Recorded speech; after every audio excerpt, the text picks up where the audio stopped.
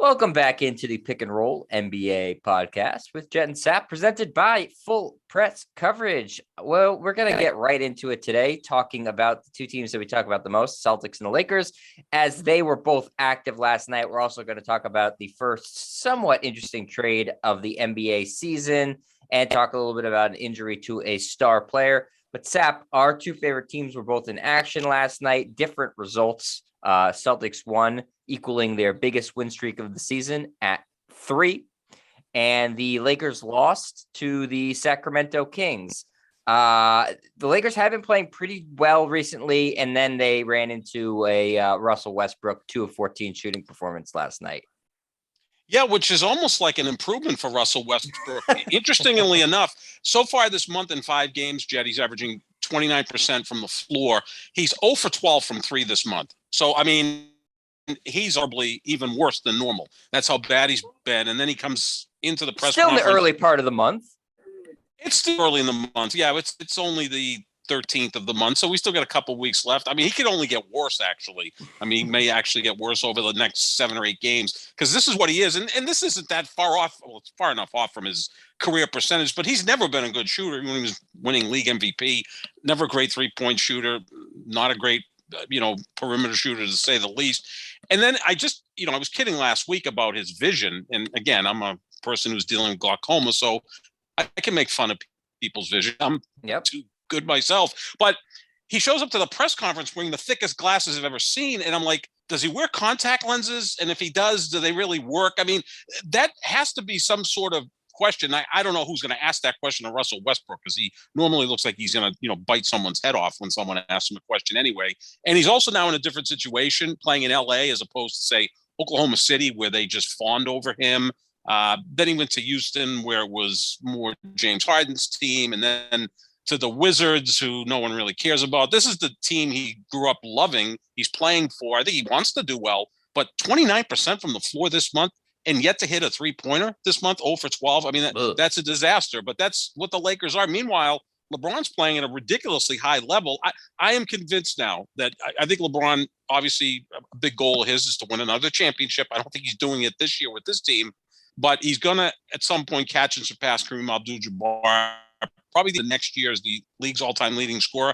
I also think a feather in his cap could be leading the league in scoring. I know most people would say, who cares? But to lead the league in scoring in your 19th year at the age of 37 would be quite an accomplishment. And right now he's about a half a point per game behind Kevin Durant. And the more that Kyrie Irving plays, I think Durant's average will go down. I could see LeBron leading the league in scoring, which would be pretty remarkable for a guy that age. Yeah, that's crazy. Sap, let me ask you this. Of those 3 things, winning a championship, passing Kareem's scoring record, and leading the league in scoring in a given year, get into LeBron's head. Realistically, how do you think he ranks those 3? Realistically, I think winning a championship right now almost seems out of the question. The only thing that may But do you think that's more important to him than the scoring thing at this point? Of course it is. It has to be. Absolutely. Because the only thing that people talk about is championships. And I think he's the greatest player of all time. But the people who say Jordan's the greatest player of all time, their thing is Jordan won 6 championships. LeBron's won 4. Now, if LeBron can get to 5, he'll have as many as Magic and Kobe and Duncan. And, the discussion to say that he's the greatest player ever gets a little bit closer to other people, not me. I think he is the greatest player ever. But yeah, then you become the all-time leading scorer, and then you win a scoring title at the age of 37. I mean, Jordan at the age of 37 was out of the league, came back with Washington for a couple of years, and was still a pretty good player. I mean, the guy averaged 20 a game at like 40 years old. Right. But he wasn't what LeBron is right now. And LeBron's got a lot of mileage too, playing consecutive seasons. Like Jordan took 2 years off, played 3, took another 3 off, came back. So I would think that in terms of being realistic, I think it's a done deal that he's going to surpass Kareem. I mean, if he just continues to score even 25 a game, he'll do it like next March. I think that's going to happen. Leading the league in scoring right now, he's a little bit ahead of Giannis for second, and he's a little behind Kevin Durant for first. And look, Durant and Giannis have legitimate championship aspirations with the teams they're playing on. I mean, LeBron, I wouldn't say could be like Curry last year. No one thought the Golden State Warriors were going to go anywhere last year. They got into the play-in tournament and lost 2 games. They didn't make the playoffs, and yet Steph led the league in scoring and was second or third in MVP voting, which is pretty amazing. That's why when I say LeBron's a top 4 or 5 MVP candidate, people say, oh, it can't be. He's playing on a 500 team. So I think the most realistic thing is surpassing Kareem. I think that's a done deal. Leading the league in scoring, I think he can do it because we know Durant's not a guy who forces it. And especially if Kyrie's playing half the games, maybe a few fewer shots for Kevin Durant can bring his scoring down. And Giannis, I think he could score at will as well. But those guys are playing on teams that are true contenders at this point. So, and then the least real thing is winning a championship because they're 21-21, same as the Celtics. I mean, they're both mediocre teams. I mean, 21-21 is by definition mediocre, right? So the Lakers and Celtics are right there together. The one thing the Lakers do have is they do have LeBron James, but they also have Anthony Davis, who should be back sometime in February. Now, what type of shape is he going to be in? How's he going to play? That's a big question mark. But right now, the thing that's dragging down the LA Lakers is Russell Westbrook. He absolutely sucks. I mean, there's no other way to describe how he's played this year. I mean, he's close to averaging a triple-double, which I think he could do in his sleep, but he's never impacted winning, even with the triple-doubles, and he's now impacting losing because he can't shoot, and he still continues to take shots and turn the ball over and do all of these bad things that really, really hurt the Lakers. Yeah, it must be I can't say that I watch all the Lakers games. I know you watch more than I do. I would imagine it's very frustrating to see him just constantly launching up bricks. Bricks is a nice word for it. But, Sap, does LeBron bear some responsibility, I think, for kind of botching this in terms of he's the guy who said, bring in Russell Westbrook. Yep, absolutely. How much better would they be right now if they had Buddy Hield? Or, DeMar DeRozan said he freaking wanted to go there. He thought he was going there. And, I mean, DeMar DeRozan, you could put him in the top 5 MVP consideration this year as well. I think if they had DeRozan instead of Westbrook, they'd be certainly they'd be much more strong championship contenders. And I would imagine their record would be far better. Didn't have Russell Westbrook, they'd be better. Not even having anybody replace him. Just take him out of the equation. I think they'd be better. Now, if Buddy Hield would have been a nice selection because he's a really good 3-point shooter, and that's what you need to surround LeBron with. DeMar DeRozan would be a home run, right? And he's from LA. He wanted to go there. And his contract with the Bulls was not over the top. I think it was 4 years, $92 million, which is $23 million a year, which is less than what they're paying Russell by $15 to $18 million. And Rosen, who's always been an efficient scorer, decent defender, not a great defender, I think he would have fit in perfectly. He's become a really good 3-point shooter. Just think about the opportunities he's had with LeBron. Now, he's getting a lot of opportunities in Chicago because of Lonzo Ball. When you play with a 4-point guard, all of a sudden Zach LaVine, DeMar DeRozan are playing at a higher level, which I know we're going to talk about the Celtics shortly, that Jayson Tatum and Jaylen Brown don't play with a pure point guard, so they have to their own.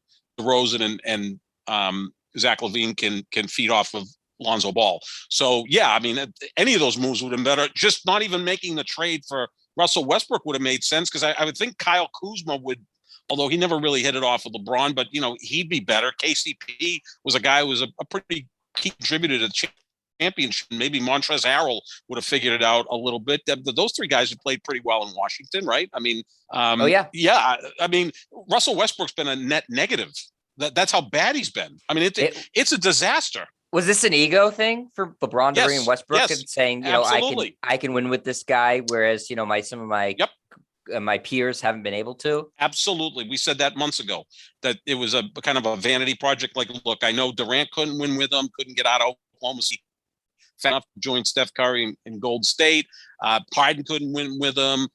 Bradley Beal couldn't win with him. I'm going to win with him. And this could be like the icing on the cake of my career. I won a championship. Pretty amazing. And it's not going to happen because this is who he is. And now it's just he's 33. So the athleticism isn't quite there. So you see the numbers go down. And now he's playing with more pressure because there's more eyes watching the LA Lakers than were Washington or Oklahoma City or, Houston. He's playing for the Lakers. It's still the biggest franchise in the NBA. They're on national TV all the time. Their press conferences will lead shows like Get Up or First Take or what have you.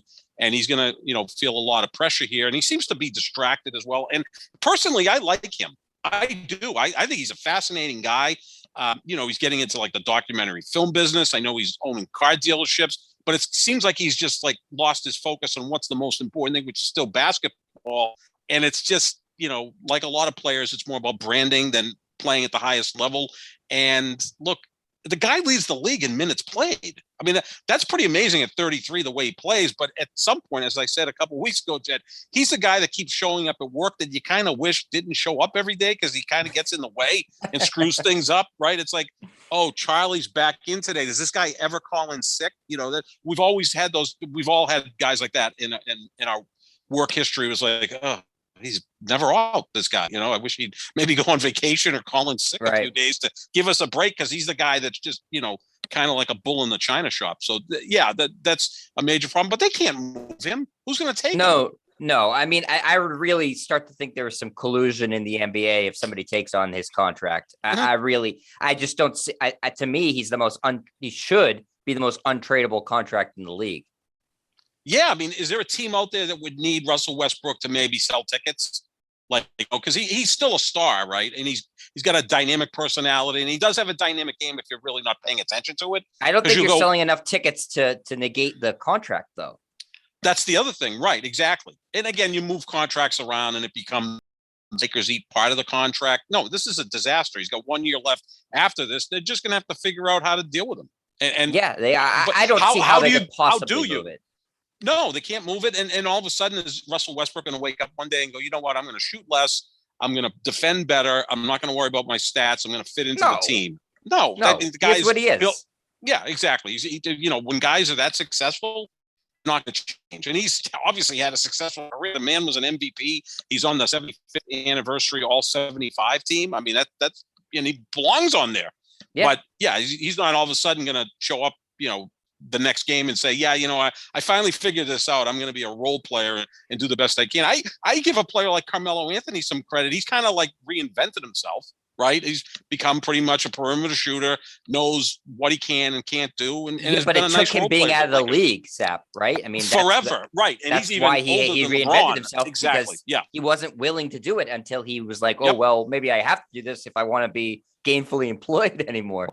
No, that's a great point, Jed. And, one of the guys who's, I think the fifth greatest player in the history of the sport is Will Chamberlain. And Will Chamberlain was the most dominant scorer ever. I mean, the numbers are really, and the rebounding numbers are silly. But late in his career, when he got to the Lakers, he finally did win a championship. And along the way, he led the league in assists one year, and he became like more of a defensive force. Like I remember when I first started watching basketball was in the early 70s, and I'm watching Will Chamberlain. I'm like, how did this guy score 50 points per game? He doesn't really do much on offense now. Well, he developed his game later in his career because he realized he wasn't the athlete he was back in the 60s when he was dominant. So he kind of, he evolved. And that's what a great player can do. But I just don't see Russell Westbrook doing that. Yeah, my last note about the Lakers, Sap, and you can comment on this if you want, is that I think that LeBron I don't even think that this was the case throughout most of his career, especially pre-Lakers. He made a living, not just being a great basketball player, but making marginal players become relevant players, like, Boobie Gibson, Sasha Pavlovich, Mario Chalmers, those type of guys. He hasn't been able to do that so much with the Lakers, especially these past two seasons.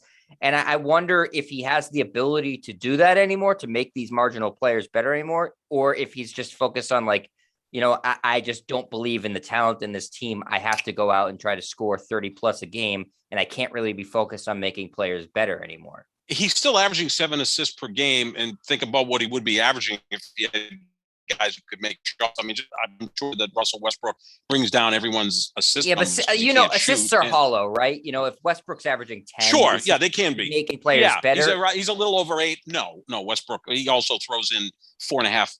Turnovers a game as well, does Westbrook. Yeah, it's again, as you get older, it becomes more difficult because I think where LeBron isn't what he used to be, obviously, is on the defensive end of the floor. And that's why I always put he and Michael as the two greatest players ever, because they also were just forces on the defensive end. And LeBron's 37, a lot of mileage. He's a big man as well, but now he's playing center, which I think is a good thing for him because it kind of gives him a little bit of break defensively. And also you can kind of set the defense up from under the basket, almost like a free safety in football. But, he can't make guys better the way he used to. And again, they may be because of the roster construction.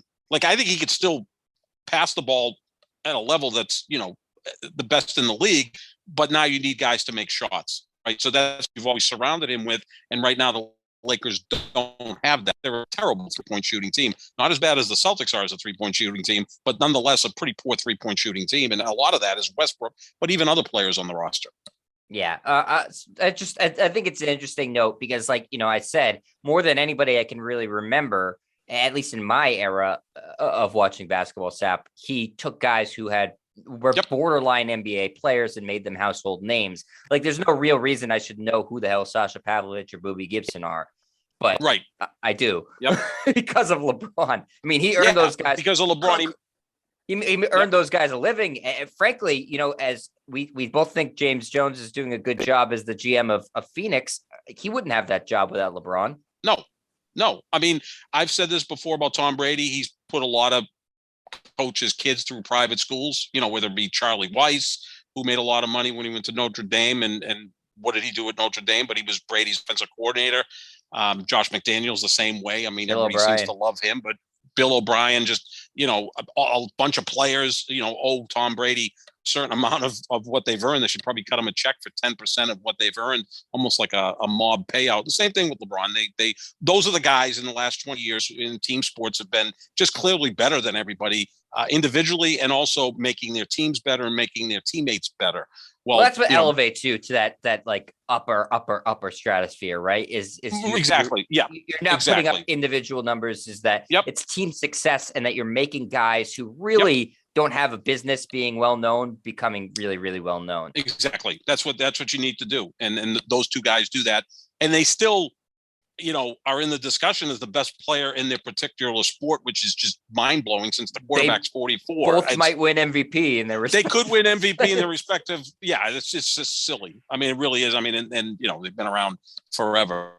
So I don't think he could do it as much, but I also don't know if the roster's constructed correctly for him to do that, to the point where he's like, why the hell am I going to pass to Russell Westbrook? Which is partially his fault, right? I mean, well, he look, if I'm going to give him compliments for constructing the roster in Miami, not so much in Miami, because that was Cleveland, the second time in Cleveland. Cleveland was him. And look, they won a title and went to 4 straight finals with him. And he did have Kyrie and Kevin Love, but at times he didn't have Kyrie and I'm going to give him credit for that. I'll even give credit to Davis to the Lakers. Then we've got to criticize him for getting Russell Westbrook to the Lakers because it has not worked out. Yeah, absolutely. So, all right, let's switch gears and really briefly touch on the Celtics, Sap, because I want to get to that trade thing that happened too. Celtics have won 3 in a row for just the second time this season. So that's their best win streak of the year. That's not a great win streak for anybody who's keeping track. 3 is not very impressive. Though I guess the one encouraging thing you can take from it is last night's game. They had the rare game where Jaylen Brown and Jayson Tatum both went for 30 plus. Brown had 34, Tatum had 33. They're now 6-0 in games where those guys score 30 plus each.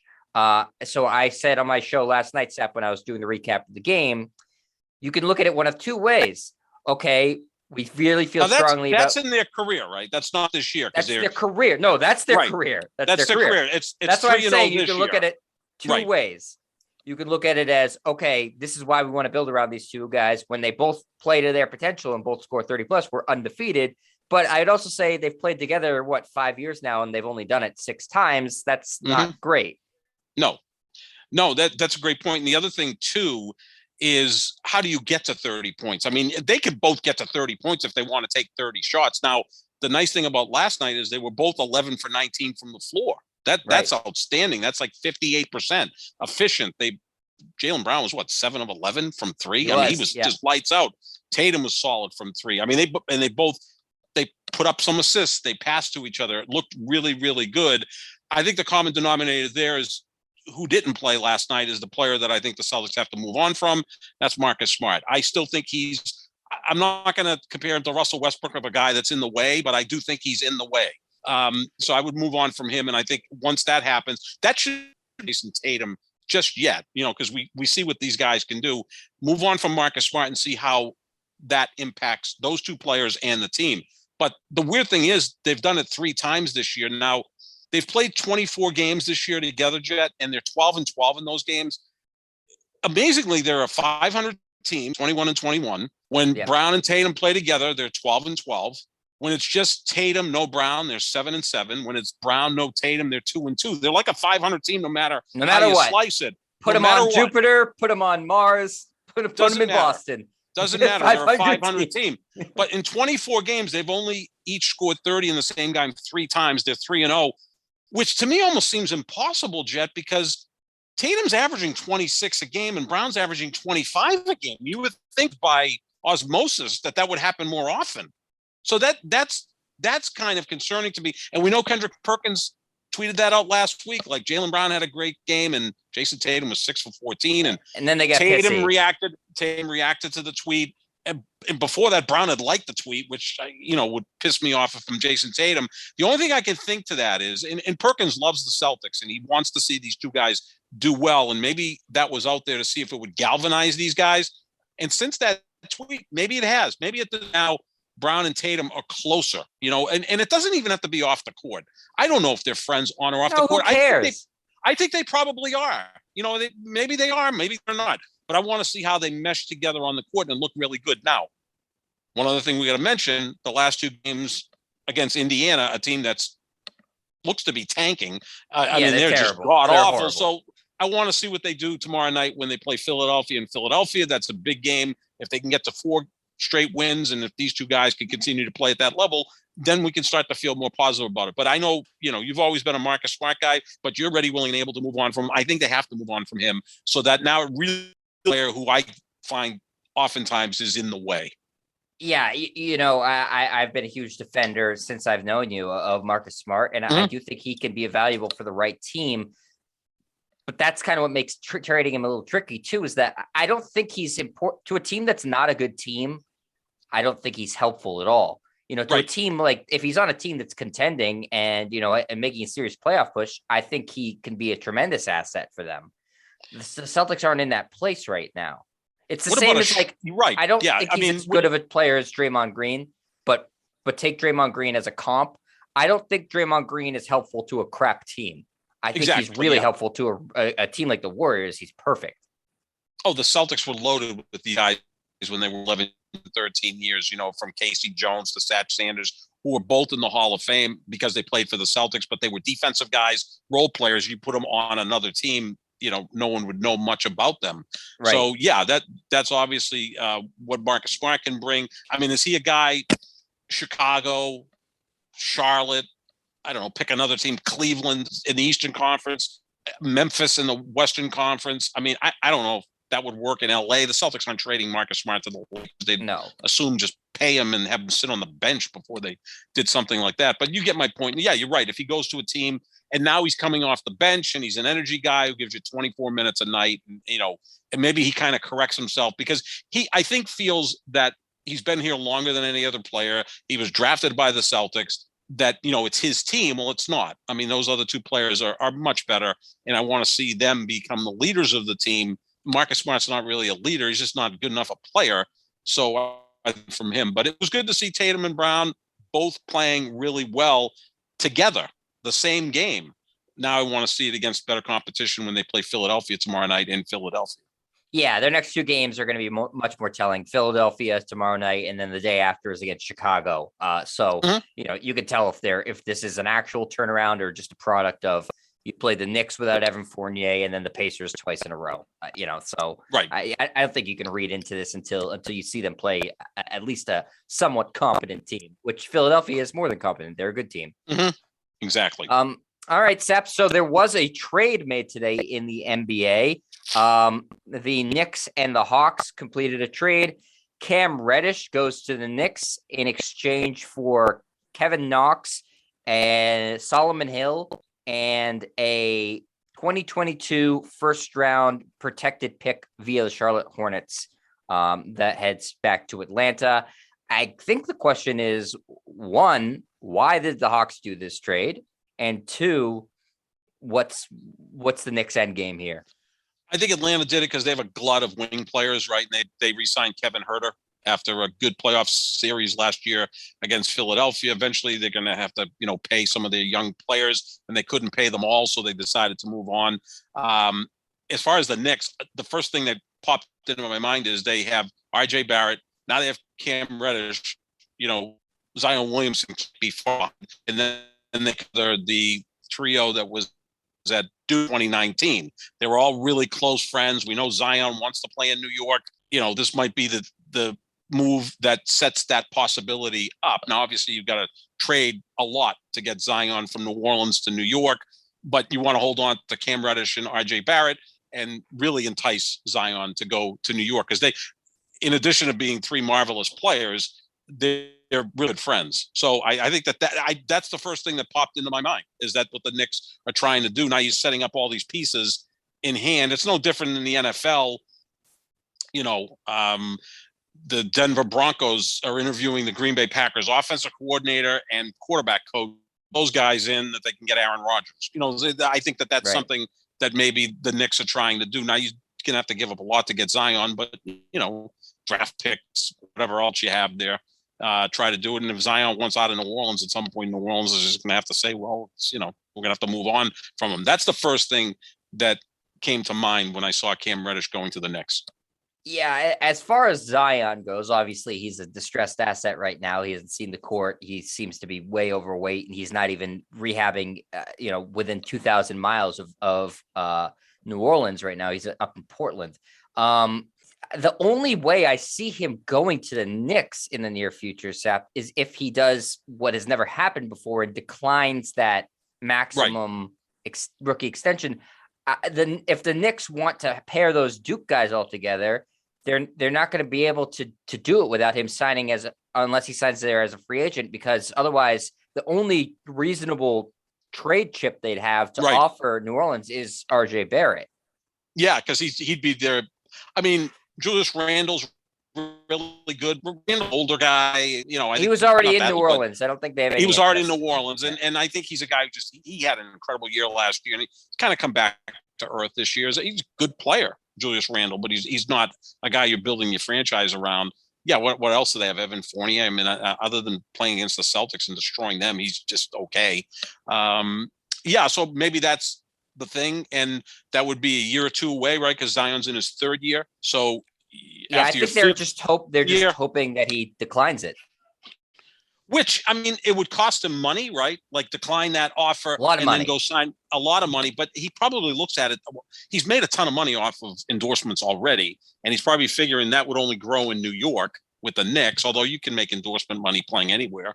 Maybe he just wants to play in New York. I mean, maybe that's why he wants to go there. I mean, the big thing with Zion is the weight. I mean, it's well, that's what I was going to say, Sam.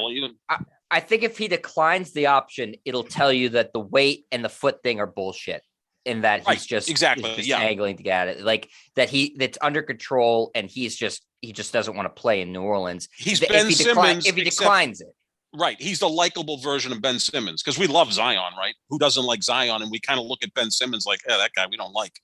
Right. But if he accepts the extension, Sap, I mean, I think that the foot injury is completely legitimate then. And then, and he has a hard time with it. But once that contract is put in front of him, they're going to offer him a maximum extension, regardless of this, if he sets foot on the court this year.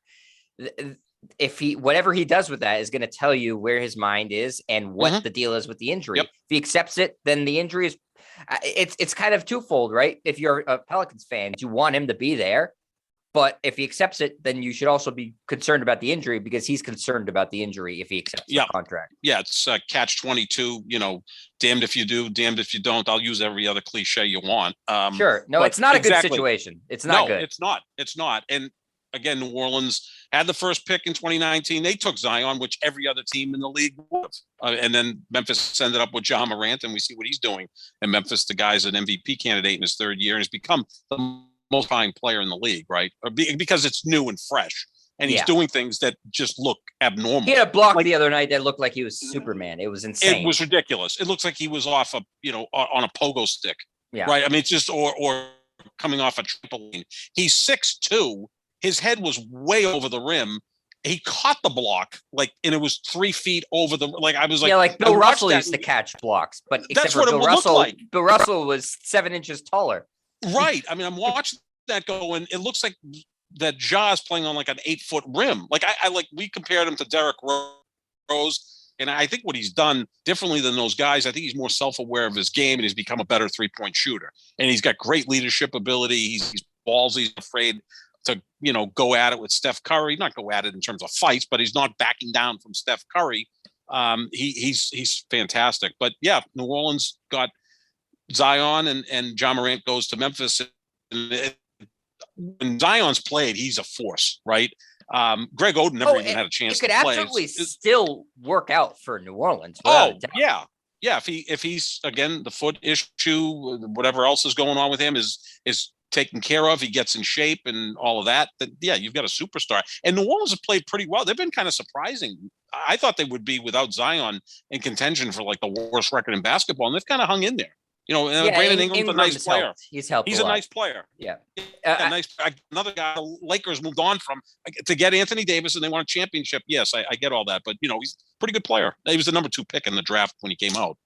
Yeah, and Zion was just a year ago was an all-star in his second season, which is not very common. Fantastic. I mean, he was putting up numbers that were like crazy. I mean, he was shooting 60% from the floor. He was doing everything you could ask from him. I mean, and again, we like him, right? So we hope that, he gets healthy, whether he stays in New Orleans or goes to New York, whatever, but we want to see him get healthy and be out there. But, if he is pulling something by just kind of going through the motions here to get out of New Orleans, it's no different than Ben Simmons, except, again, we like Zion a lot, and Ben Simmons is someone who has turned into like the most unlikable in the league. Yeah, it's the same situation but different, right? Like, so that's a Yogi Berra statement. Thank you. But you're right though. But a lot of Yogi's statements were accurate. No one goes. I know what he was saying when he, what he meant when he said that. I mean, obviously, if you're not going, no one's going to the restaurant, how would the restaurant be crowded? But Yogi, he was a deep thinker that we, also a Paisan. Can't overlook that. There you go. Your statement was very Yogi Berra-esque, but truthful.